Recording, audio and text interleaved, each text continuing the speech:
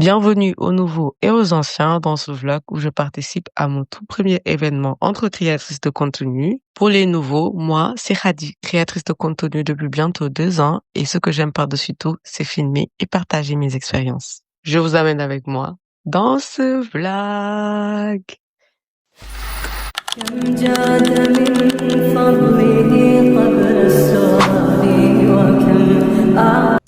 Coucou mes stars, j'espère que vous allez bien, moi ça va super. Aujourd'hui on se retrouve pour un nouveau vlog. On est le 8 mars, donc la journée internationale des droits de la femme. Et quoi de mieux que de se retrouver autour d'un tour, d'un iftar, d'un dogu, quel que soit comment vous l'appelez, entre créatrices de contenu, en l'occurrence voilées. Ouais, cet événement vraiment c'est pour les voilées, donc les non voilées, je suis désolée. Bref, en fait c'est Yacine et Florencia qui ont eu l'idée de créer un événement pour parler de la création de contenu, du voile et tout ce qu'on rencontre, mais aussi de nous connaître entre nous, créatrices de contenu voilées et tout, de sympathiser, mais aussi de créer du contenu. Donc l'événement se passera chez moi. Oui, je suis trop contente. Du coup là, actuellement, il est 15h, genre je viens de faire ma prière et de tout ça. Je vais aller prendre les cartes. Bon, le thème c'est du rose, rose blanc, quelque chose comme ça. Et je vous amène avec moi dans ce vlog. Aujourd'hui, je suis très fière de moi parce que hier soir, je n'allais pas bien et aujourd'hui, j'ai essayé d'aller mieux. Je suis contente. Bref, let's go. Je viens de tout récupérer. Je vais venir laver les plats et tout ce qu'il y a. Les fourchettes et tout que j'ai acheté, je veux juste les laver un peu.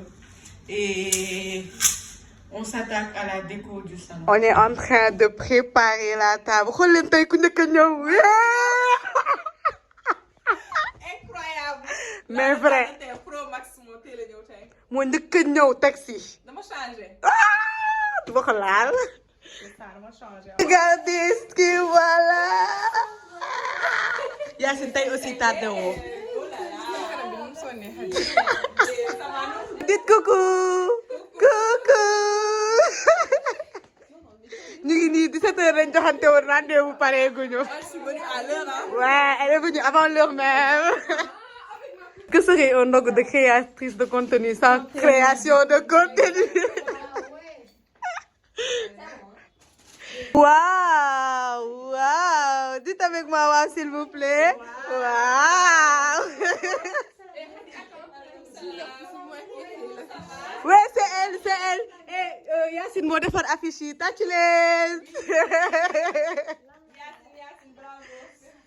Passe. En plus moo nekk di defar charcuterie mais t'es malade. C'est Hajara qui a fait les sacs. Venez commander chez elle. C'est toi qui as fait les sacs. Donc dem leen ngeen commander ci moom. Elle fait les meilleurs tote bags. Xoolal basu ngoone.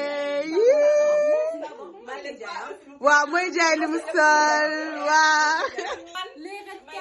Ouais, c'est elle pour les règles douloureuses et les collagènes. Ngoné yow lay jaay? Man. Waaw. D'accord. Yacine yow lay jaay? Wax.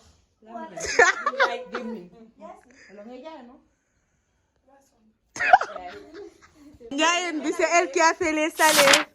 Kan moo desoon sax yow si présentation yi Ngoné yaa desoon waxal looy jaay.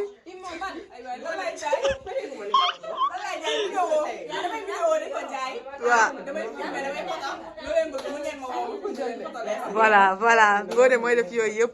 Comment si des Marema, elle fait des vidéos sur YouTube. Ouais, vous avez 2 youtubeurs, c'est moi et Marema. Et on commence.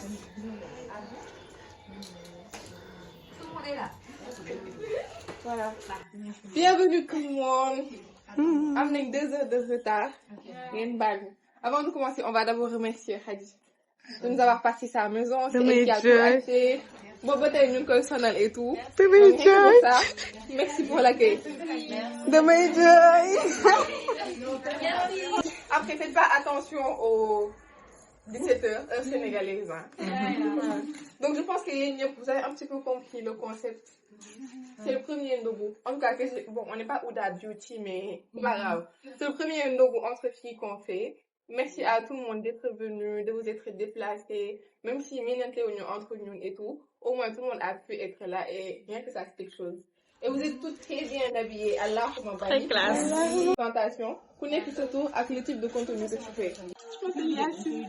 J'ai 20 ans. Hein? Je suis étudiante en 3e année de RS. Et créatrice de contenu santé mentale et problèmes sociaux. Je m'appelle Gone Gueye. Donc, j'ai 19 ans aussi, bientôt 20 ans. Sérieux? Mom kese la morom ak mom. Mag yow ak Flo ñoo fi les enfants. Mais les gens 20 ans, là, là.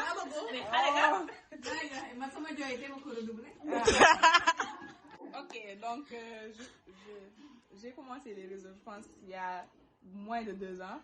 1 an et quelques filles. Voilà. Je fais un peu de tout. Je parle des trucs sociaux là. Voilà. Je parle de tout un peu. Et damay toog yenn saay rarement. Et aussi damay wax ci religion yenn saay et voilà. Je pense que c'est ça. Bisous les bébés. C'est pas une relation. Sur les réseaux, vendre médias et xaalis.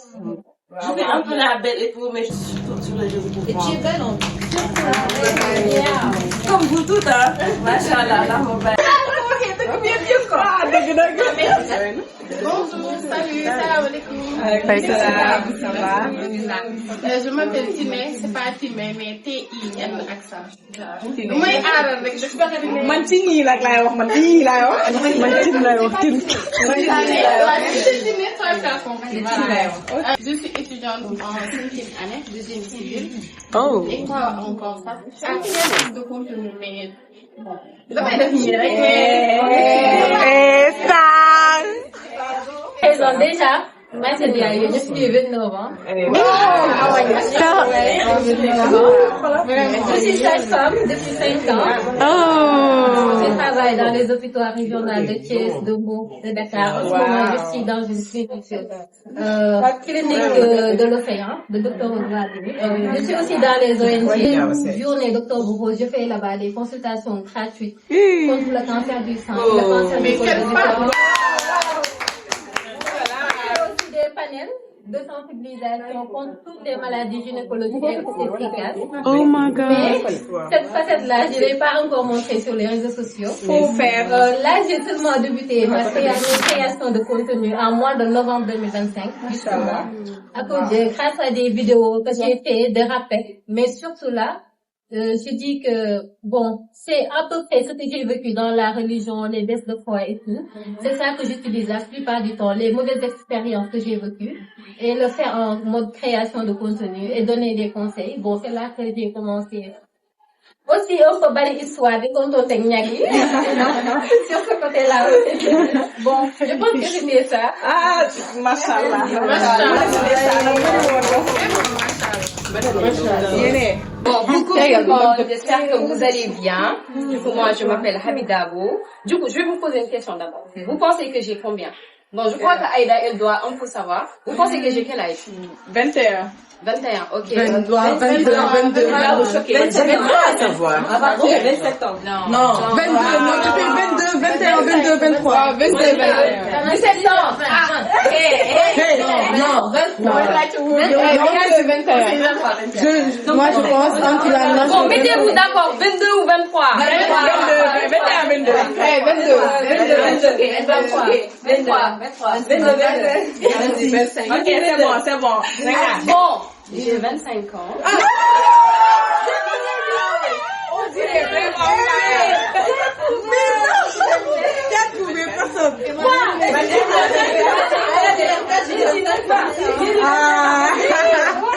On dirait pas.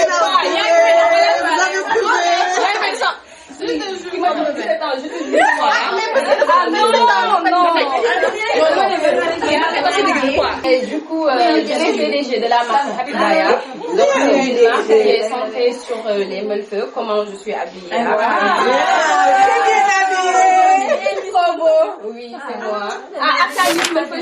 de dire parce que... Oui. Ouais, toi, ils sont Miss Malfeu. Ouais, mais elle, voilà, et du coup, je fais des voyages entre le Sénégal et la Mauritanie pour prendre du stock là-bas. Et ensuite, je viens, je vends ça ici, je commercialise ça ici directement. Du coup, alors moi, je crée du contenu sur les réseaux, principalement pour ma marque. Hein. Des fois, je fais des tutos make-up et tout, mais dernière Google quand même. Parce que par manque de temps. Et je suis juriste par formation, je suis passée par l'ISM.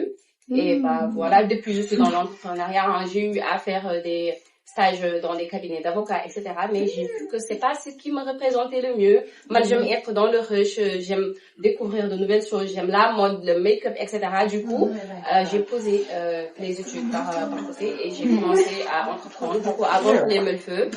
Bah du coup, dans Habibaya, il y a Miss Melfeux, comme je suis habillée, il y a Miss Dress. Miss Dress, ce sont des vêtements, disons des robes, des ensembles qui sont cousus à partir de robes.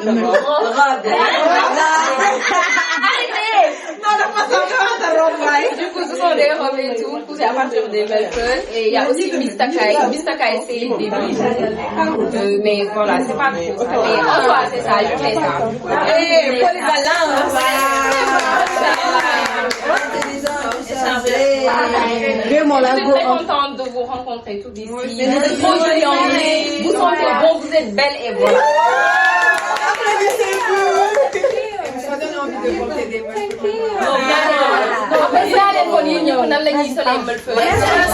Je m'appelle Hajara. Je suis étudiante en stylisme modélisme. J'ai créé mes deux marques, Moustapha et Hajar. Genre, Moustapha, là-bas, je vends des habits et tout, made in Sénégal. Et Hajar, je fais les sacs et tout ça, là. C'est elle qui a fait les sacs. Les sacs à dos, les sacs à main, j'ai fait tout type de sacs en fait. Et tout c'est made in Sénégal. Et j'ai commencé à faire ça depuis toute petite. Avant, je le faisais à la main. Et voilà. J'ai arrêté mes études vraiment pour suivre ça, ma passion. On est fiers de toi, machallah. Et vous êtes toutes des boss ladies comme ça là. Et moi aussi, Fatena, parce que moi j'ai 3 marques. Je ne suis pas une créatrice de contenu, mais des fois, je donne des conseils vraiment par rapport à la religion. Pas que je suis parfaite, mais des trucs, des choses. Voilà. C'est chou. Merci. Ñun ngay ñaawal. da ngeen def ba ngeen si jàmm. man moom instant yi man maa fi gën a bëri wax mais avant ndogu damay mais man maa ngi tudd Ndeye Fatou Ndiaye may am 21 ans année bi laay am 22 ans maa ngi nekk 2e année di jàng wàllum agriculture bay ak agroalimentaire ak nutrition ñett yooyu laay def maa ngi war a def 3e année incha allah di jàngi université Amadou Mahtar Mbow maag bébé star ñoo bokk université damay jàng weeru koor damay jaay lekk dama bëgg wàllum togg lekk depuis ma nekkee xale dama koy foowee togg tout ça du coup voilà après ma dem ba commencé di jaay nànk-nànk voilà durant le mois de Ramadan damay defar ay plateau di ko jaay à part ça bëgg naa business bëgg naa xaalis bëgg naa def ay vlog mais damay tayal def montage. maanaam mënoo boole yëpp daal. mënuma boole lépp daal man li ma bëgg daal bëri na mais mu ngi noonu daal. et je suis très contente d'être là parmi vous. Je suis une créatrice de contenu, je suis une freelancer, une personne qui fait tout ce qu'elle a envie de faire. Quand j'ai une envie, ou bien que je dors, je me dis que j'ai envie de faire telle chose, je me lève, je le fais. Donc je parle de l'islam, je parle de la santé mentale, développement personnel. Des agressions sexuelles aussi. Des agressions sexuelles. Attouchement sexuel, pardon. C'est bien. Je parle aussi de langue, je traduis couleur et anglais pour ma communauté de potes qui ne savent pas parler anglais directement. Donc je leur facilite la langue anglaise. Et voilà, j'aime J'aime tout faire. Je suis sportive, boxeuse. J'aime trop le sport. So, yes. Et je suis entrepreneur. Je suis entrepreneur de African Style Shop en 2023. Et ça, j'ai arrêté. Et en 2025, j'ai ouvert Ramadan Collection. Tout ce que je vois, c'est moi qui le vois. Et c'est un honneur d'être parmi vous. Je vois qu'il y a de très belles femmes à la Moubarak, ambitieuses, entrepreneurs, et je sens le good vibes. Donc j'espère qu'on fera beaucoup de chemin et qu'on va réaliser beaucoup de choses ensemble. Qu'Allah nous préserve et qu'Allah fasse le Ramadan. Et voilà. Pardon, maintenant qu'il y a la nourriture, personne ne parle. Maintenant qu'il y a la nourriture, personne ne parle. Ah. Non, xoolal bi ma gisee contrat direct nag nii dafa mel ni xoolal rek après mun naa man ba xam tontu nga. ma ne ko attends je revois ma xool vraiment man juumuma affaire exactement loolu la ma ñëwaat man je suis pas intéressée désolée si vous avez d'autres propositions je suis pas intéressée du tout après mu ñëwaat mu ne ma ok y a pas de souci génn ma si bopp bi après message ak ma naan man on va revoir les conditions wala pour ma ne ko baax na mais man que je pense mu def 1 an dugg génn wala mën naa def ay 6 mois du ma fi kii mais ba ma créé sama marque créé Marisop sur TikTok moom moo gën a yokk ma créé contenu dem ba am sama page personnelle du coup voilà. Même si c'était au début c'était pas ton but. Non, c'était pas mon but parce que je faisais le commerce sur WhatsApp. Mais avec le temps, je me suis créé une page. Ah, c'est bien. Donc, il y a un business. Mais c'est quand même positif parce que actuellement, la majeure partie de mes contacts et clients viennent de TikTok.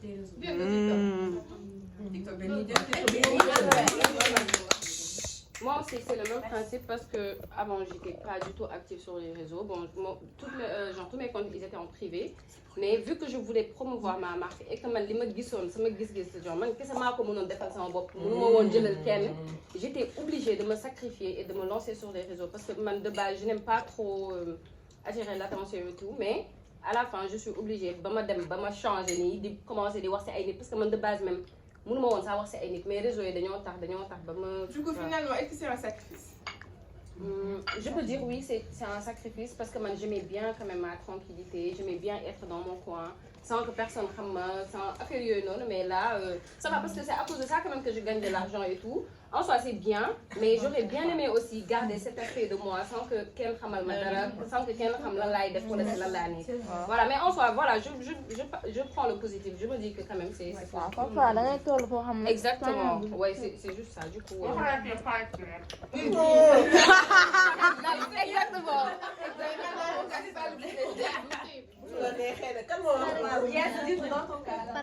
Bon, je me suis lancée en avril. Du coup, il y a eu une phase de station pili de... Vu que je fais du contenu santé mentale, ça n'allait pas fort. Du coup, quand ça va pas fort, je parle plus à personne. Genre, bon, souvent, c'est les gens de mon entourage que j'attaque inconsciemment. Genre, dama leen waaw comme non pas si pour ça mais damay mel ni dañ may def dara genre du ma wax ak ñoom tu vois les repousser voilà du coup pendant une longue période ça doit faire 2 mois wala genre yooyu sama téléphone message du dugg du génn genre et faut savoir que avant pour moi je faisais partie des gens qui voyaient les gens de TikTok beneen bët pour moi c'était grave de poster sur TikTok genre tu t'exposes mais moi je me disais carrément mais du Ndakaaru la une fois que tu postes il y a tout le monde qui va voir ce que tu fais et tout du coup pour moi c'était inimaginable même sama 15e kii may musuma xalaat que ni fait une vidéo sur ça waaw d'accord musuma xalaat que ni jour man dinaa feeñ TikTok wala dara parce que je pensais à ma famille je pensais à nit ñi lay xoolee à côté tranquille pour man daal c'était inimaginable. Mais moi, toute période bobo, je parlais à personne. J'étais seule, j'étais comme ça. J'avais des idées. Comme ce moment de TikTok, je voyais un débat, j'ai bien envie de participer. Mais quand je parlais à personne, j'étais seule. Et je me suis dit, genre, en fait, prouve-leur que c'est possible. Voilà. Je savais que je savais faire beaucoup de choses. Mais, voilà quoi, j'avais envie d'exploiter ce côté-là. Du coup, je me suis lancée seule. Puis, je lancée où les gens, mon entourage le plus proche, il n'était pas là. Il n'y avait que moi au début. Voilà, il n'y avait que moi au début. Et genre, je suis fière de dire que je l'ai fait seule en fait. Voilà. Et surtout que, ça m'a ouvert beaucoup de portes. Pour d'autres business, mais pour moi c'était important, surtout côté santé mentale. Parce que bon, ils ont envie d'être vus, de nous beaucoup lancer. Moi je me suis plus lancée parce que ça me faisait mal qu'il y a un problème que j'observe. J'avais envie d'extérioriser. Il fallait que j'en parle. Voilà. En tout cas, ton contenu, il est trop intéressant. En gros, c'est ça. Et après, je me suis bien sûr du bon avec mon entourage, mais ça reste quand même une fierté de dire que je l'ai fait alors que je pensais que sans mes amis, j'existais pas. Parce que dans ma chambre, j'ai toujours été entourée. Oh my god. En gros, c'est trop fière. Parce que genre, je suis fan de YouTube, mais YouTube game français. Et je vois que leurs concepts sont archi drôles. Par exemple, il y a stress et le beau mais pas au Sénégal. En fait, c'est tout ton podcast raconter la vie des gens. En fait, c'est ça. Moi, merci. Lola a beaucoup de changer. En fait. Mais pas storytime, par exemple, une star, madame, qui a des fois, je ne sais pas. Nico, parce que là, on a marché en fait. Ils ont une belle actrice pour lui. C'est ça qui marche le plus en fait. Je pense première vidéo. Mais c'est pas le truc pour me passionner. Moi, par exemple, il y a un problème avec mon truc. Je laisse le vidéo box je t'ai montré tout à l'heure le teaser de ma prochaine vidéo. Oh my god. Non mais en vrai, man, ça se trouve là, t'as camé. Du contenu divertissant que je veux amener un story. Doudou, moi, pour faire à part Doudou, je vois pas trop de genre. Peut-être Young, Big, sinon, voilà. C'est un peu pour ouais, j'avoue. Il y a les notes là. Je me suis dit, pourquoi pas faire des contenus, ça va donner la confiance aux jeunes, ça va les pousser surtout à se voiler et à montrer aussi avec le voile. Tu vas montrer ta valeur, avec le voile, tu peux exceller, etc. Mais ce que j'ai vécu, moi, me choqué sur mes vidéos, il y a des personnes, ils ont presque 45 ans, 50 ans. Ils m'aident la plupart du temps, cette vidéo, ils ne comprendre ce qui m'a plus marqué, une femme, elle a 45 ans, tout bas là. Elle m'a dit que boobu léegi amul jëkkër te famille dañ koy topp naan ko nii luy xaar comme si que moom bëggul alors que en fait. c'est ça. Maintenant bu mu gisee sama vidéo may wax ci la tawakkul par exemple que yàlla lu mu décidé ci yow loolu da koy am tôt ou tard. Elle a vu la vidéo, elle venait de pleurer nee na ba kanam gi dégg mu tombé directement sama vidéo comme si que et c'est des signes. Des fois, c'est des signes.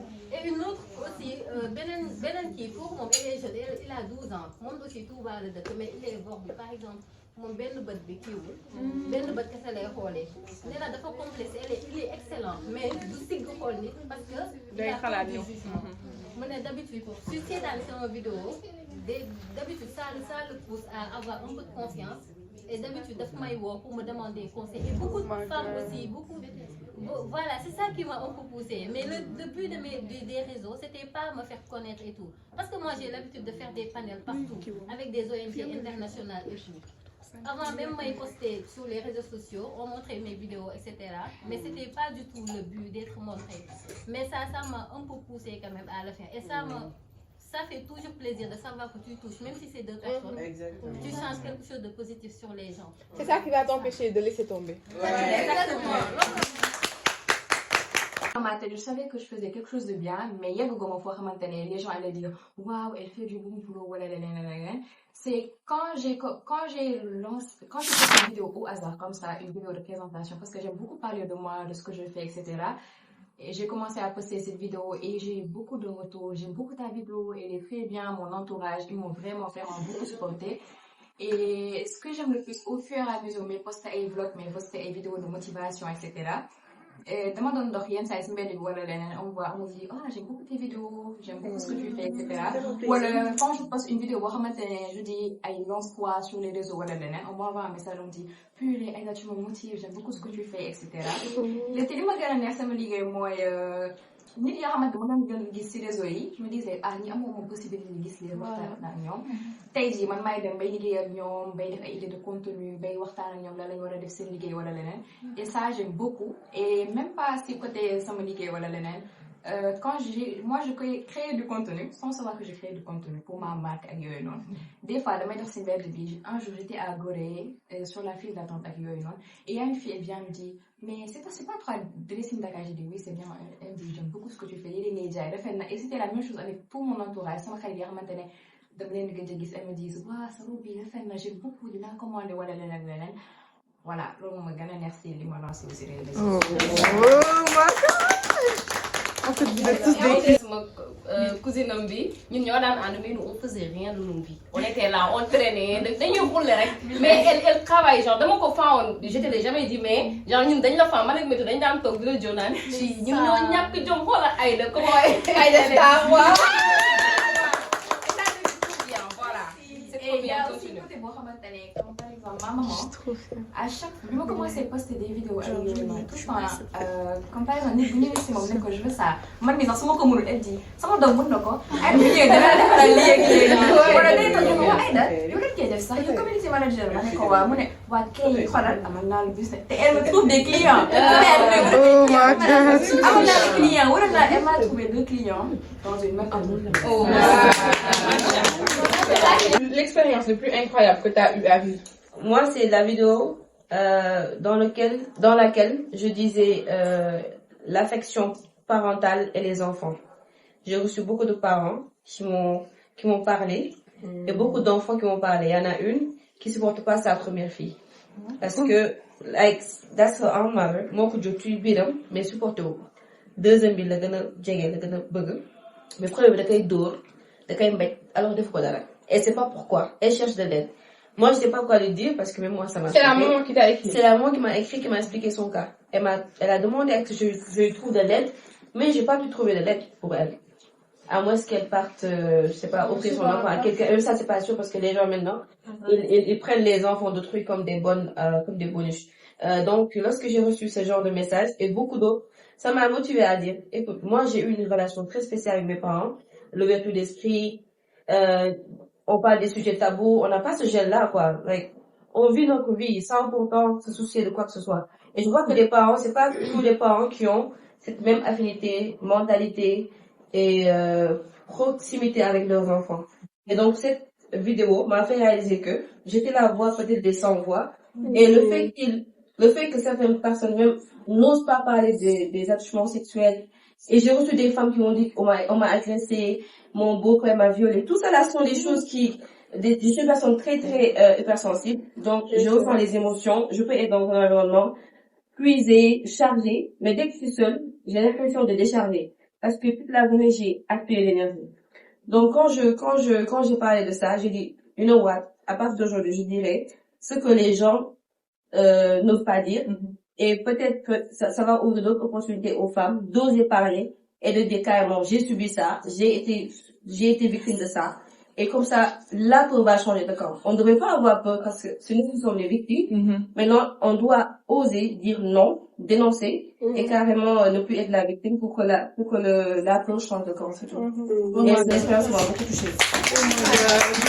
C'est un traumatisme qui vient de l'enfance, mais il y a des femmes, quand elles ont leur premier enfant, elles ressentent comme un rejet à son égard dès sa naissance. Surtout, les aînés souffrent, et pire pour une fille, parce que la maman, c'est censé être l'exemple de la fille.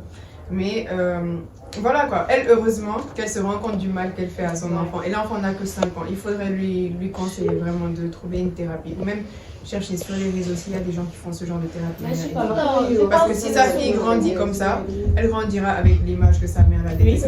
Elle va pas pouvoir penser au fait que peut-être sa maman a des traumas. Mais dans sa tête, maman me déteste. On dit souvent que la maternité, c'est pendant la grossesse, pendant l'accouchement et 40 jours avant l'accouchement. Maintenant, c'est une maladie qui est liée à la grossesse et à l'accouchement. Puisqu'il a 5 ans, peut-être que de faire un traumatisme, ça c'était pas réglé. Parce que d'habitude, l'or, il faut régler. Avec un gynécologue, avec aussi un psychologue. Sinon, c'est traumatisme. C'est ça, parce que beaucoup bolé lolo, dafay rejeter xalé bi. Est-ce que tu as demandé à la femme comment elle a il faut qu'on la donne. Bon, étant donné que je suis la première, j'ai senti une beaucoup légère d'attention. Non, genre j'ai senti beaucoup d'attention par rapport à ma soeur que par rapport à Akman. Mais moi, bon, je l'ai pas vécu bizarrement parce que je sais que ma maman, elle nous aime toutes les deux. Mais sauf que genre, je sentais que moi le donne gën a jox bopp que man. Consulter la conscience des gens. Exactement. La santé mentale des gens. Mais Des fois, des personnes, il y a une santé mentale qui est stable. Dama leen di ñee énormément. Il y a personne qui a une santé Non, mentale. si, il y a des personnes. En fait, il faut le dire. Il y a des personnes qui ont une bonne santé mentale. Moi, juste un conseil. Faut moi je vous dis, prenez soin de votre santé mentale.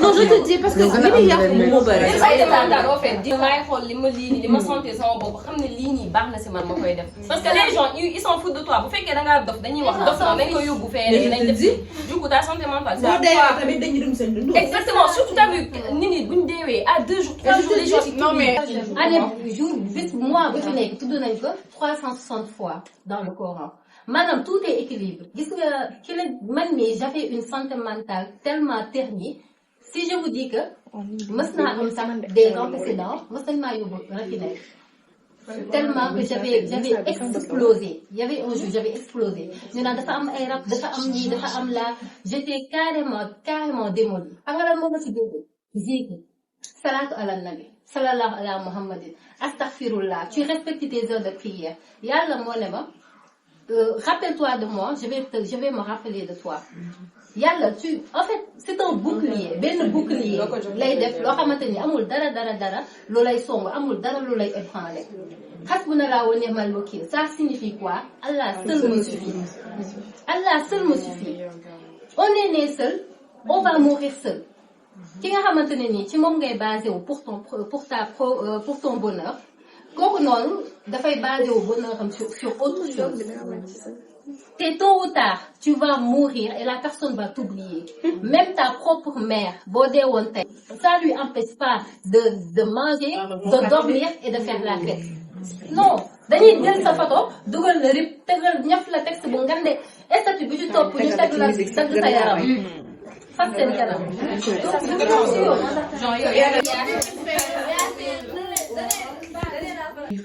J'aime beaucoup faire des vlogs. Et j'avais pensé à un concept comme ça, du genre, pas avec des influenceurs, mais avec des personnes intéressantes, comme quelqu'un qui développe un business, qui est bien et tout. Et d'aller, par exemple, voir cette personne-là et dire, je passe une journée avec tel, qui me montre son business, comment il fait, comment il se débrouille, tu vois, dans le quotidien. Donc, ton concept, il est super, mais mets plutôt la valeur sur toi. Dis-toi que, en fait, toi, ce que tu leur apportes, c'est pas parce que ce sont des personnalités publiques que c'est un honneur pour toi d'aller les c'est elle qui leur apporte. C'est pas une Si tu fais ce travail-là, en fait, tu les mets en valeur, tu leur mets de la lumière. Et eux aussi, ils sont intelligents aussi. Ils vont savoir montrer les bons aspects, montrer leur bon côté. Comme ça, ils auront plus des gens qui vont les apprécier. Donc, dis-toi que la valeur vient de toi et que vraiment tu ne peux rien. Si quelqu'un essaie de te faire du oui, tu le déposes à côté.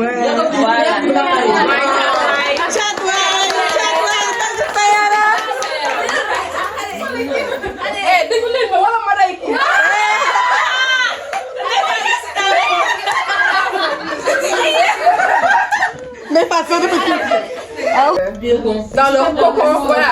Et des fois, il y en a une fois, elle a voulu me prendre pour la conne. En mode, elle voulait un sac à main, quoi.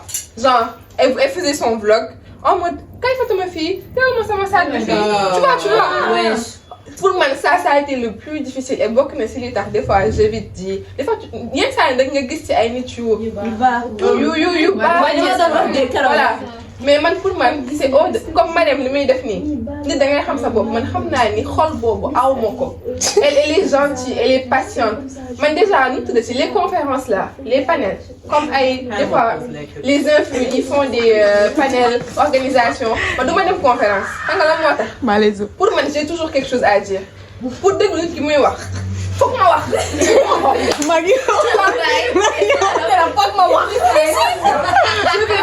je vais pas aller inviter une star ou la faire une star. Je déteste. Enfin, je vois ça souvent dernièrement. Influenceurs voient les vision boards là. Et ce que je vois, c'est elles sont là-bas en haut. Il y en a 3 assises. Mais non, c'est un échange. Je peux pas écouter une personne parler pendant 2 heures. Même si c'était Fatou Diop que j'admire énormément, que j'aime énormément, si je la vois et qu'elle dit un truc, je vais forcément trouver un moyen de rajouter parce qu'elle n'est pas plus intelligente que moi. non mais ñëpp war a tolloo ñëpp ku nekk genre nga jël sa xalaat nga def ko si mais pas bu man kese maa am monopole man kese maay wax. ça le conseil qui me donne tout le temps c'est boo bëggee percer si réseau yi nga bañ a tooñ kenn benn bul xeeb kenn. c'est ça ñaar bul aj kenn. c'est ça. nekk surtout moom laa doon liggéey ak vidéo bi moom moo woote léegi énervé alors que mosul ñoo gisante mosul ñoo liggéey daf ma ni Marème mënoo bàyyi ñii nga woo sa xarit. Moi aussi j'organise souvent ce genre de choses hein, mais entre femmes d'habitude tea party laa koy woowee. yaa tea party. waxaat ka yow.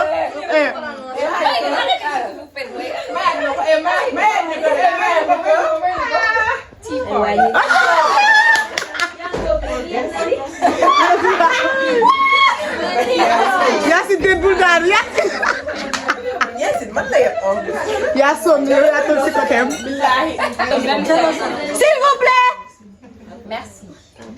Y'a quoi? Alors, genre, tea party aussi, j'ai déjà eu à organiser 2 tea parties, c'était trop bien. Dress code, la plupart du temps, c'est des meufs, mais surtout, événement, c'est plus centralisé sur le fait de s'amuser, de relâcher surtout pression, bini am, ñu tok waxtaan. Moi, j'aime trop danser, j'aime trop nekk ci ay ambiance.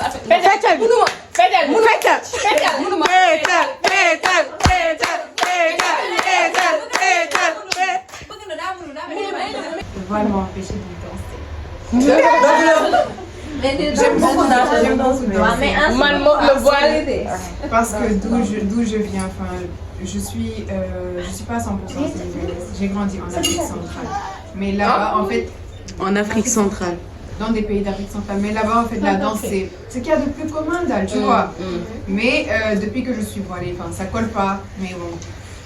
Mais tu danses en privé, genre? À la maison, oui. Uniquement à la maison. Tu danses en privé. Tu veux des ballons? Mais tu parles de bonne nuit, tu as dansé, n'est-ce pas? Donc là-bas, tout le monde danse, de toute façon. Tout le monde danse. Même nous qui n'ont pas cuit là. Qui a cuit? Moi, j'ai pas. Qui a même pas cuit? J'ai pas cuit. Ah, Ngoné nga wax lan. Ngoné.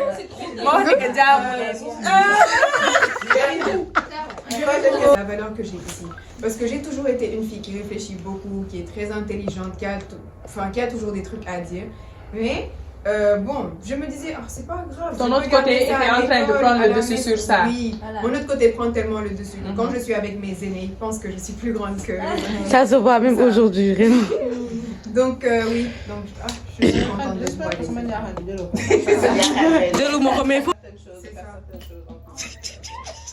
Non mais on a tous vécu ça. C'était bizarre pour moi parce que j'étais pas habituée. On était habitué à voilà quoi. Après ils étaient tous contents, t'as vu?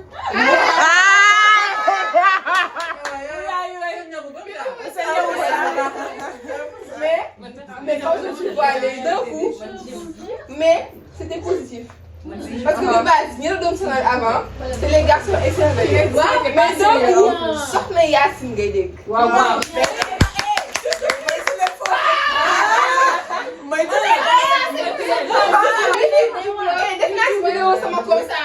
Asalaamaaleykum soxna si. Waaw. Wala donc respecté tellement que daf leen jagal ñu fenn pour ñëw di créer loo xam ne nekk fi woon avant. Yéen a ngi dégg. Di leen muuru dafa baax. Dafa baax. Lan moo nekkoon question bi? Le voile, je peux dire que c'est pas que ça, le voile m'a empêché de faire quelque chose, mais le voile m'a poussé à en fait ne pas vraiment montrer ma féminité à 100%. Parce que moi, de base, quand je suis genre chez moi, je suis très féminine.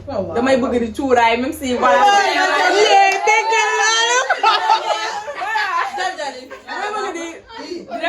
ay parfum man damay dem sama yaay bu dem jëndi cuuraay ma ànd ak moom ñu def ay parfum de chambre cuuraay et tout man bu may tëdd je me prépare. Du coup man j'aimerais partager cette facette de moi voilà aux filles et tout mais je sais pas comment faire parce que très story privée je me dis que voilà c'est jamais faire mais ils vont te screen. Merci tu vas apparaître sur les réseaux d'un coup. Exactement dama bëgg partager sa aspect boobu sama côté mais Je veux pas parler.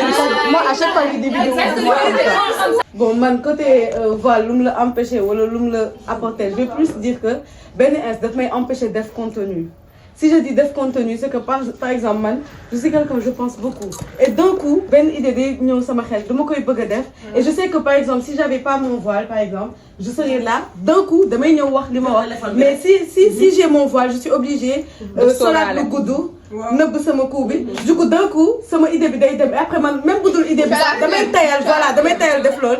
Du coup, je veux dire que ça m'a empêché de faire du contenu ou de partager ce qui me fait mal. Ou par exemple, parfois, genre, on va dire principalement, quand je me suis lancée sur les réseaux, c'était sur Instagram.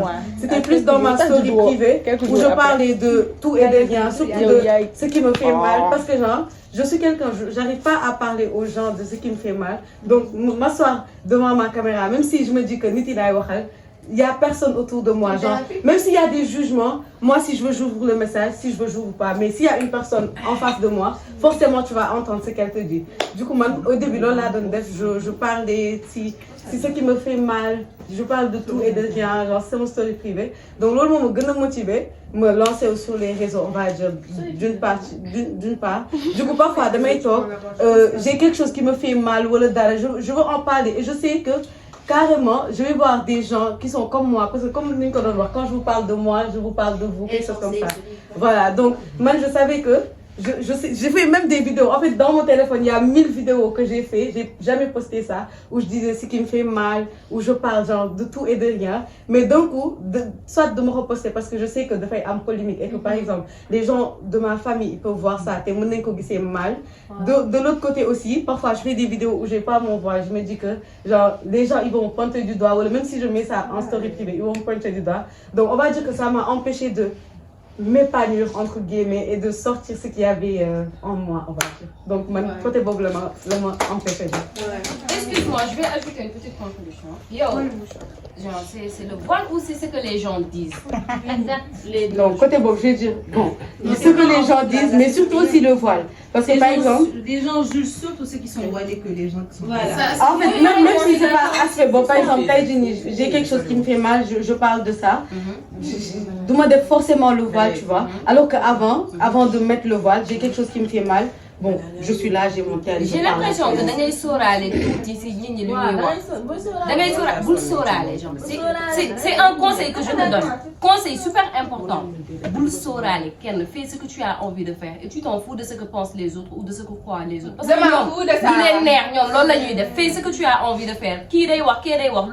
En tout cas, si c'est pas quelqu'un qui te donne à manger ou à boire ou quoi, tu penses que Kini, il est assez important pour moi, ce que pensent les autres, tu t'en fous. Même à manger. Mais en fait, même moi, ça ne m'arrange pas. Quand tu as je m'en fous royalement. Mais tant qu'il y a des sorales, maman, tu le connais. Billahi, doit avancer. Doit avancer. Tu l'as dit def, donc comment ça def? J'ai fait une vidéo. C'est ça. Qui faisait jamais tellement viral.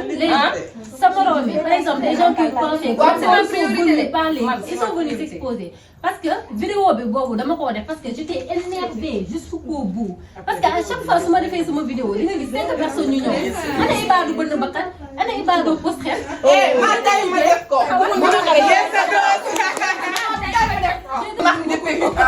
il m'écrit comme si moi j'étais pas voilée.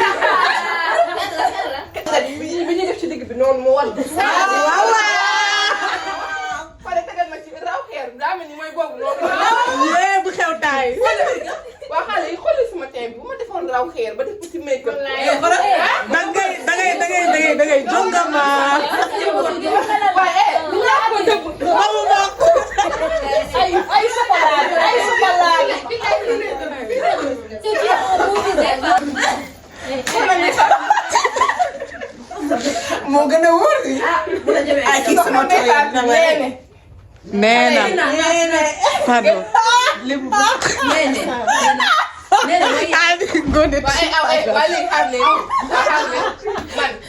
dama judd si ndax baay lébu wow mu ñëw ba fii ngeen bëgg ma occidenté yéen a ngi dégg waaw defaatu nee ma indi si xale bi dax neex daxa neex dara problème waaw est-ce que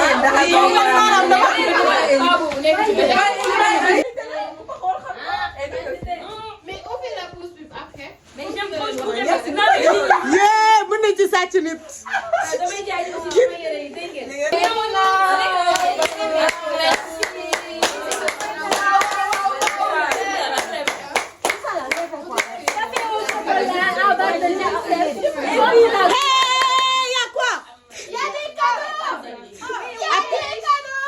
On va faire la pub du sac de Hajara. Regardez le sac de Ngoné. C'est tellement large. C'est beau. J'aime trop. On m'aime trop. C'est Hajar Shop. Oh my God. Made in Sénégal. Yes, c'est du Made in Sénégal.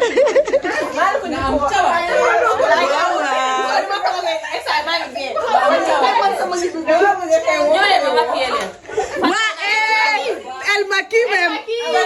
Regardez comment elle m'a fait. Pardonnez-moi, je parle au téléphone. Allô?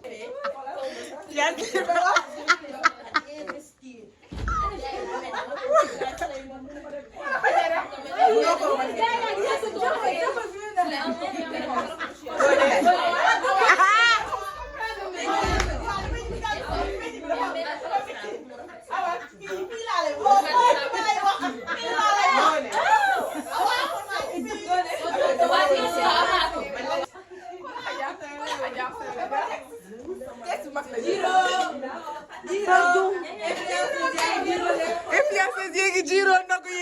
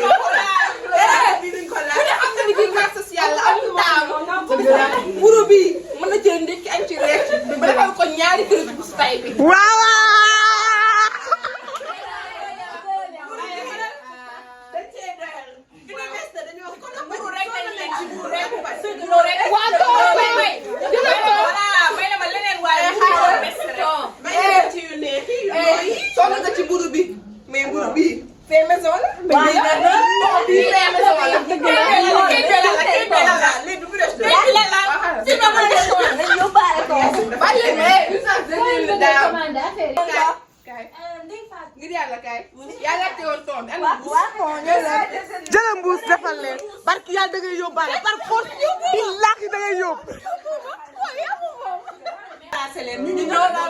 waaw waaw Ngoné moo doon raxas nap am naa preuve.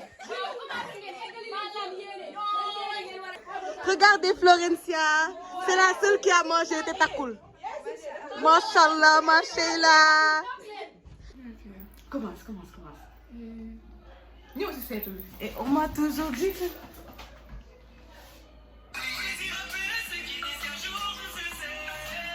Tout ne se fait pas, hélas. Ma lumière, Aïe. Les vidéastes.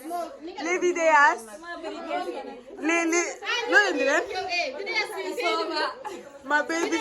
Les vidéastes. Ouais.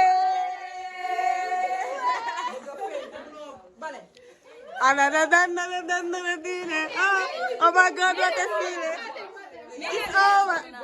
My baby, c'est over. Banana.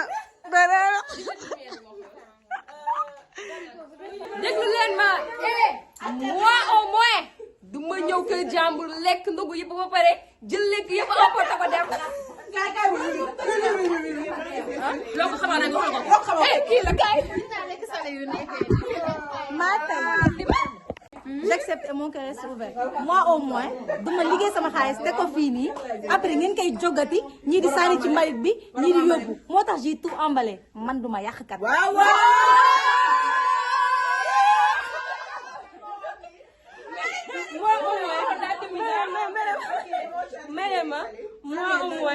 moi au moins du ma lekk ba suur ñëpp di débarrassé di defar ah nga tawee doo liggéey doo débarrassé.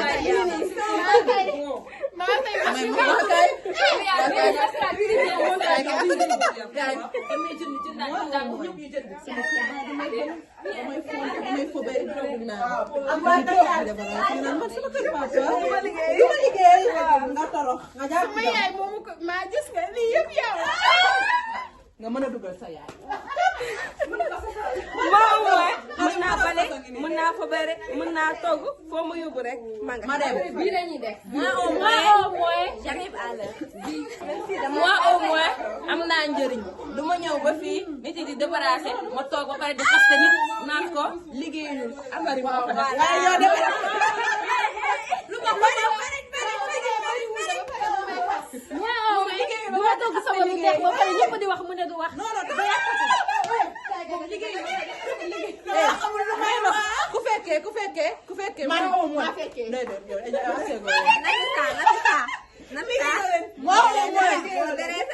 mooy dressé bi nga gis maa ko dressé sama loxo Sall ngaari lam tooro pour gën moi au moins gàcce mi ngi may rey clap de fin allez ciao clap de fin lekk bi neex na Fatou moo ko defar c'était trop bien moi au moins j'ai passé un trop bon moment oui moi j'ai vraiment bien profité moi au moins naan naa bisaab bi mu takk sama yére bi takkal ko yére au moins takkal naa sama bopp chocolat moi au moins lekk naa ba pare takkuma waaw c'est bon maintenant. Ouais, si les bons viennent à j'ai trop aimé. Non, demande. Boo koy lekk tu sens que ça a été fait avec amour. Am na keneen quoi passion. Da ngay mel ni ku nekk ci àjjana bu ndaw. Ba nga ñëw comme ñëpp. C'est respecté ñu. Ki borom baax la wax yàlla Yaasin barki Yaasin maama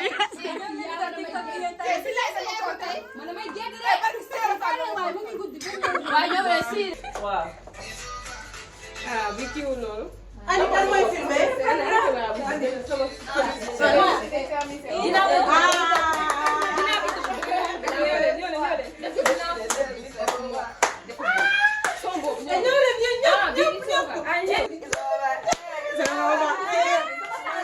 Ma baby c'est over. Tu fais comme ça. Ma baby c'est over.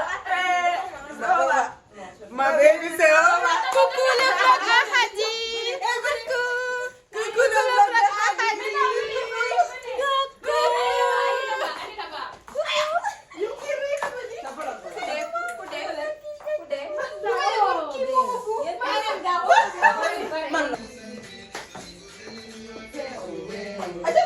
It's over.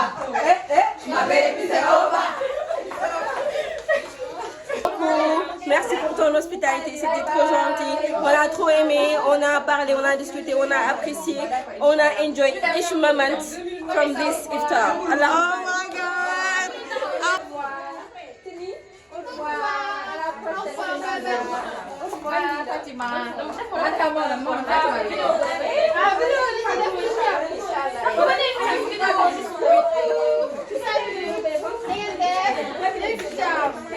C'est pour mon vlog sur YouTube. Le vlog de Khady. Coucou J'espère Khady. que vous allez bien. J'ai passé une excellente soirée avec Khady. Elle est trop gentille. En plus, elle est trop accueillante. C'était trop bien. 10 sur 10. Franchement, j'ai trop aimé.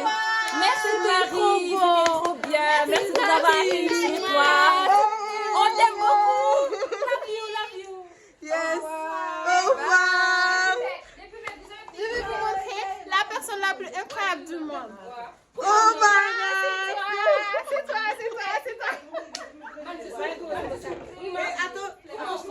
Ouais. Elle s'est battue pour avoir son cheval. Ben oui. La puissance, la liberté et surtout la noblesse. Mashallah. Allahumma barik. Saki, tot baki, Hajara moo koy defar. C'est trop beau. Il y a le mien aussi. Ouais. Coucou les gens, j'espère que vous allez bien. Là, le vlog se termine là. J'espère que vous aura plu.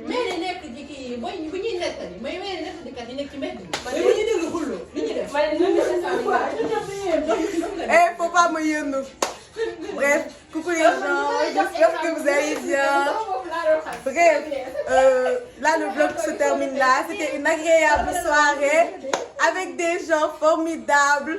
On est là, oui, formidable, vraiment. On a passé une excellente soirée. Lancez-vous sur les réseaux. Bref, ciao, ciao. Be humble. Sit down. Be humble. Sit down. Be humble. Sit down. I'm private jets, taking trips, come back at 6, wake me and your child, and then won't lay today, make me wonder who you might have been playing with, makes me wonder who